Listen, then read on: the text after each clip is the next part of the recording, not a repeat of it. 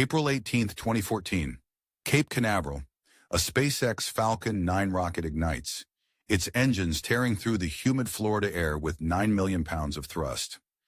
Inside the Dragon capsule, tucked away in a small metal box, are dozens of tiny seeds of Arabidopsis thaliana. For millions of years, these organisms have relied on one constant: gravity. Now they are heading into a void where down no longer exists. Plants are often dismissed as simple, passive organisms that just sit and wait for the sun. But when the anchors of Earth are removed, a shocking truth is revealed. This biological response turned out to be far more complex than any scientist anticipated. Without the pull of the planet, a plant must find a new way to sense its environment, or it will perish in the cold, dark vacuum of the unknown. For centuries, the rules of nature were clear. Roots go down, stems go up. This is geotropism, powered by specialized cells called statocytes. It is the fundamental law of the garden. But 400 kilometers above the surface, aboard the International Space Station, that law is broken. Here, the very concept of direction is a hallucination. Life must learn to live in a world without a floor. The stakes are much higher than a simple high school science experiment. If humanity is to reach the red sands of Mars, the ability to grow food is not a luxury, it is a survival requirement. Yet the history of space farming is littered with catastrophic failures. There is one specific detail that nearly ended the dream of the cosmic greenhouse before it even began, involving the most basic element of life: water. The journey into space botany actually began in the 1970s. The Soviet Union's Salyut 1 was the first station to host a garden, known as the Oasis. The goal was modest: grow simple flaxen leeks to see if they could supplement an astronaut's diet. But the results were haunting.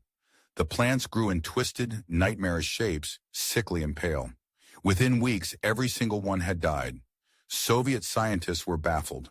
The seeds had plenty of water, artificial light, and recycled air.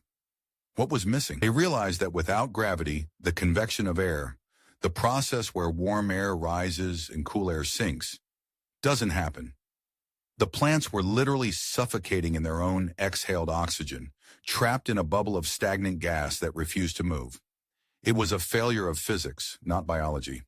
Decades passed, and millions of dollars were poured into increasingly complex growth chambers like the European Modular Cultivation System. Yet the results remained frustratingly inconsistent. In the vacuum of space, the most basic elements of life behave in ways that defy common sense. Specifically, the behavior of water becomes a lethal obstacle that no one predicted in the early days of Apollo. On Earth, gravity pulls water down through the soil, allowing air to fill the gaps. In space, water does not flow. It clings. Due to surface tension, it forms a thick, suffocating film around anything it touches. It was eventually discovered that plants in space weren't dying of thirst. They were drowning in midair as water bridged the gaps between soil particles and blocked all oxygen from reaching the roots. Imagine a world where a single drop of water is like a heavy, sticky gel that refuses to let go. To a tiny root hair, this is a lethal trap. Over $15 million was invested into a single solution: the plant pillow. This is a specialized fabric bag filled with arsenite, a calcined clay designed to trick the water into staying in place through capillary action, ensuring the roots can drink without drowning. But even with the water problem solved, another mystery emerged deep within the plant's anatomy. Inside the root tips are amyloplasts, tiny starch grains that act like weights. On Earth, they settle at the bottom of the cell, telling the plant which way is down. In space, these grains float aimlessly. Without them, the roots began to grow in erratic, chaotic circles. They moved like lost travelers in an endless desert. This is where the story takes a turn, because the most shocking part of the story is yet to be told. The plants began to develop a sixth sense to compensate for their loss of balance. At this moment in 2014, no one knew that this small behavioral change would lead to a breakthrough in genetic science. The researchers at Kennedy Space Center watched the live feeds, waiting for the first leaves to unfurl. The year is 2015. The veggie experiment on the International Space Station is in full swing. Astronaut Scott Kelly is tending to a crop of zinnia flowers. These are not intended for food. They are a test of resilience. Zinnias are sensitive and prone to environmental stress. They were chosen as the canary in the coal mine for long-duration space farming. If they could survive, anything could. Suddenly, disaster struck. High humidity levels on the station caused a gray, fuzzy mold to spread across the zinnia leaves. It was Fusarium oxysporum, a common but deadly fungus. In the closed, recycled environment of the station, this was a biological emergency. If the fungus spread to the life support systems or the food supply, the entire mission and the health of the crew would be compromised. The ground crew in Houston ordered the plants to be discarded immediately to prevent contamination. But Scott Kelly, seeing the plants every day, refused to give up. He took over the role of an autonomous gardener, defying the strict minute-by-minute schedules of NASA. He pruned the dead, moldy leaves and used a fan to create artificial wind. He was fighting for the life of a flower in the middle of a void. Against all odds, the zinnias survived. They did more than just live, they bloomed. Bright orange petals opened against the backdrop of the cold blackness of space. It was a massive symbolic victory, but it raised a terrifying question. If a simple fungus could nearly destroy a controlled experiment on the ISS, how would a colony on Mars survive a real blight millions of miles from Earth's help? The number of microbes found on the ISS is staggering. Over 12,000 different species have been identified. This is equivalent to the bacterial diversity of a crowded city park. But in space, these microbes mutate under high radiation. They become more aggressive and resistant to antibiotics. The plants are not just fighting the lack of gravity, they are fighting an invisible war against alien-like invaders. While the battle against mold continued, a new milestone was reached with red romaine lettuce. This was the first crop intended for human consumption in space. On August 10, 2015, the crew prepared for a historic moment, the first meal grown entirely off-planet. The tension in mission control was palpable, as doctors worried about potential pathogens hidden in the leaves. Would the lettuce be toxic due to the strange atmosphere? Would it taste like metallic plastic? The astronauts carefully cleaned the leaves with citric acid wipes. They took a bite, and the crunch was heard across the live feed. It tasted remarkably like Earth. But the real surprise wasn't in the flavor. It was hidden deep within the plant's cells, waiting to be discovered by geneticists back home. When the frozen samples were returned to Earth, the data was shocking. The plants had rewritten their own internal code. It was like a biological software update triggered by the stress of the vacuum. This is known as epigenetic modification, where the environment changes how genes are expressed without changing the DNA sequence itself. The plants were literally learning how to be spacefaring. The plants were expressing genes that are usually dormant on Earth. Genes responsible for heat stress, radiation defense, and light sensing were all firing at maximum capacity. The plant was not just growing, it was evolving in real time to survive a hostile environment. This discovery led to a startling realization. Gravity isn't the only thing that guides a plant. Without it, they find a new master. The absence of gravity forced the plants to rely entirely on light. On Earth, gravity is the primary signal for growth, but in space, light becomes the only compass. The plants began to see their way through the darkness using phototropism. But the intensity of this reaction was unprecedented. The plants weren't just growing toward the light, they were obsessed with it. How does a plant see without eyes? It uses blue light receptors called phototropins. In microgravity, this mechanism becomes hypersensitive. The plants were dancing. High-speed time lapses revealed that the stems were constantly swaying and spiraling, searching for the photon stream with an intensity never seen on Earth. This movement, called circumnutation, became a frantic search for survival. This dance consumes a massive amount of metabolic energy. A space-grown plant is like a high-performance athlete, burning through its nutrient reserves at an accelerated rate. To keep them alive, the station's power grid must provide a very specific spectrum of red and blue light, creating a surreal pink glow that has become the hallmark of space agriculture.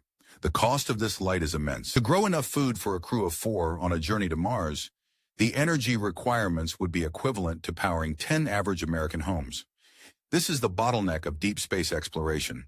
The sun is too far away at Mars to provide enough natural light, and the batteries required to power these LEDs are incredibly heavy and expensive to launch.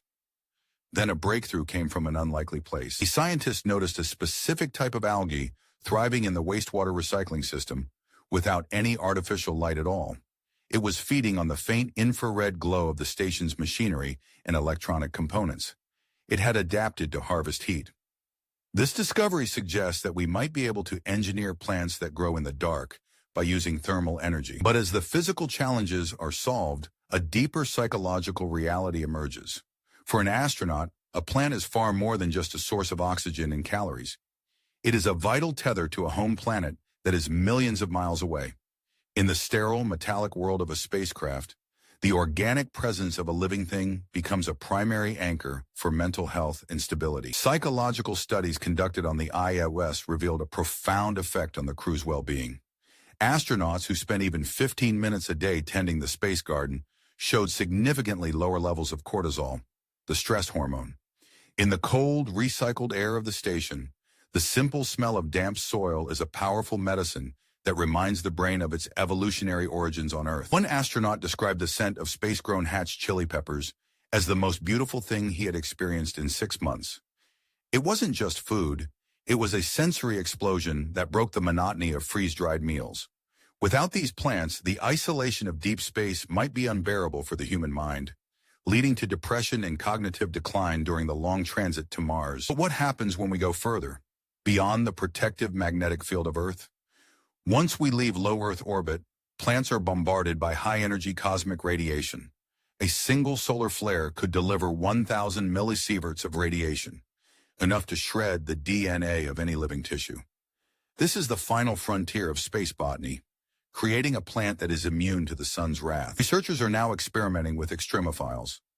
Plants crossbred with organisms that survive in the scorched earth around Chernobyl. By inserting radioprotective proteins into the plant genome, the goal is to create a superplant. This biological machine would be capable of filtering radiation and producing food in the harshest environments known to science. The results of these experiments are classified as a high priority for future lunar colonies. Because on the moon, the soil is not soil at all. It is regolith, a sharp, toxic dust made of crushed volcanic glass and iron. It contains no organic matter and is filled with metallic particles that can pierce human lungs. To grow a garden there, we must turn poison into life. In 2022, a genuine miracle occurred. For the first time in human history, scientists at the University of Florida grew Arabidopsis plants in actual lunar soil, brought back by the Apollo 11, 12, and 17 missions. The plants were stunted. They were visibly stressed, turning a deep purple to protect themselves from the soil's toxicity. But they were alive. The moon was no longer a graveyard. This achievement brings a new perspective to the Fermi paradox. If life from Earth can adapt to the moon in the vacuum of space in just a few generations, perhaps life in the universe is more resilient than we ever imagined. Perhaps the stars are not silent because life is rare, but because it is waiting for the right conditions and the right gardeners to help it bloom. The technology developed for space is now returning to save our own world. Vertical farms, which use 95% less water and zero chemical pesticides, are direct descendants of the ISS veggie systems. As our climate becomes more unpredictable, the survival of the space garden may be the key to surviving the food crises on our own planet. The lessons of the stars are being applied to the soil. Every leaf grown in orbit is a data point for the future of the human species. We are no longer just observers of the universe. We are becoming the gardeners of the cosmos. But as the first permanent greenhouses are planned for the lunar South Pole under the Artemis program, a final mystery remains about the nature of evolution itself. Will a plant grown on Mars for 10 generations still be an Earth plant? Or will the low gravity and different light spectrum transform it into something entirely new? Evolution does not stop just because we leave the planet. It adapts, it explores. And soon the first Martian forest may look nothing like the lush green forests we remember from our home world. The journey of a single seed from Cape Canaveral has led to a biological revolution. It has proven that gravity is just a suggestion, not a requirement for complex life. It has shown that life will find a way to reach for the light, no matter how far it travels from the sun. The resilience of a simple weed has redefined our understanding of the limits of biology. As the International Space Station nears its eventual retirement, its legacy is already written in green. It was the first bridge between two worlds, a laboratory where we learned that we don't have to leave nature behind to explore the heavens. The lessons learned in its small, purple-lit chambers will be the literal foundation for the first cities built on other planets. There is a silent, terrifying strength in a seedling. It does not have a brain, yet it solves the most complex physics problems in the universe every single day just to survive. It navigates a world without up or down with more grace and efficiency than any machine humans have ever built. It is the ultimate explorer, quietly claiming new territory for life. The next time you look up at the night sky, don't just see cold stars and empty frozen space. You should see a future where those stars are surrounded by the green of Earth. A future where the very breath of humanity is provided by the descendants of the plants that first learned to dance in the dark, 400 kilometers above our heads. But this leads us to one final, haunting question. If Earth life can change its genetic expression so drastically to survive in space, what will happen to the humans who eat them? Are we merely bringing Earth to the stars, or are the stars already changing what it means to be human? As we consume the space-grown fruit, we are internalizing the lessons of the void. Consider the long-term effects of this diet. On Mars, every calorie will come from a plant that has evolved to ignore gravity. These plants will have different nutrient profiles, different antioxidant levels, and perhaps even different chemical structures. We are entering a symbiotic relationship with spacefaring vegetation that will eventually alter our own biology in ways we cannot yet predict.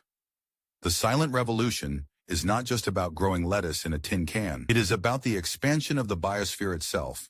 For the first time in 4 billion years, the green mantle of Earth is stepping off the planet. We are the architects of this expansion, but the plants are the ones doing the hard work of adaptation. They are the true pioneers of the final frontier. In the coming decades, we will see the rise of orbital orchards and lunar meadows. We will see flowers that bloom only in the presence of cosmic rays and trees that grow tall and thin in the 1/6 gravity of the moon. This is the inevitable future of life, to fill every niche no matter how hostile, and to transform the dead rocks of the solar system into living, breathing gardens. The story that began at Cape Canaveral in 2014 is far from over. It is merely the prologue to a saga that will last for centuries. As we move deeper into the cosmos, we carry the seeds of our past to ensure our future. The silent revolution continues, one leaf, one root, and one breath at a time. The stars are no longer out of reach. They are just waiting to be planted. Consider the project known as Melissa, the Micro-Ecological Life Support System Alternative. This is the European Space Agency's ambitious attempt to create a 100% closed-loop system. Every gram of waste, every drop of sweat, and every breath of CO2 is recycled by a series of bacterial and plant chambers.